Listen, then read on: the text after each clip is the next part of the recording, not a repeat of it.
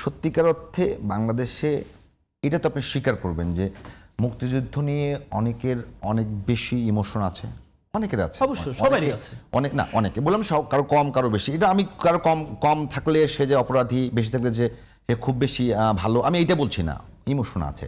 এখন 24-এর অভ্যুত্থানের পরে যখন সর্বত্র দেখা যায় যে ডানপন্থীদের অনেক বেশি উল্লাস, সাথে যদি এরকম কথা আসে যে পুরো ডানপন্থীদের সরকার, আবার সেইটা যদি মাহফুজ আলমের মতো একজন উপদেষ্টার মুখ দিয়ে প্রমাণিত হয় যে অন্তর্বর্তীকালীন সরকারের লোকজন কাজই করেছে ডানপন্থীদের উত্থানের জন্য, তাহলে তো সবগুলো অভিযোগ ডানপন্থী ঠিক হয়ে যায় না। বিগত ডানপন্থী মনে করি, বিএনপি নিজেও তো নিজেকে ডানপন্থী মনে করে।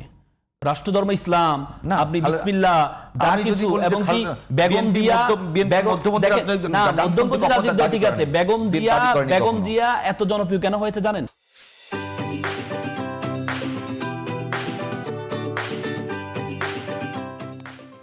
বাংলাদেশে 3টা মানুষ সবচেয়ে বেশি জনপ্রিয় হয়েছে আমরা, এবং তাদের জানাজা দেখেছি সবচেয়ে বেশি মানুষ হয়েছে 3টা মানুষ।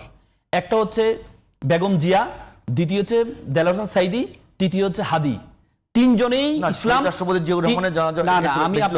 আমি রিসেন্টলির কথা বললাম।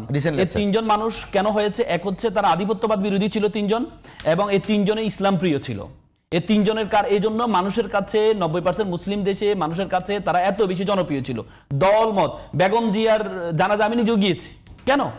আমি কোন কাউকে ব্যক্তিকে পছন্দ করি, কারণ আমি মনে করি বেগম জিয়া ইসলাম এবং আধিপত্যবাদের বিরুদ্ধে, ইসলামের পক্ষে এবং আধিপত্যবাদের বিরুদ্ধে ছিল। এজন্য বেগম জিয়া এত বেশি জনপ্রিয়। বলতেছেন অবশ্যই ডানপন্থী, না, অবশ্যই ডানপন্থী, মধ্যপন্থী রাজনৈতিক দল।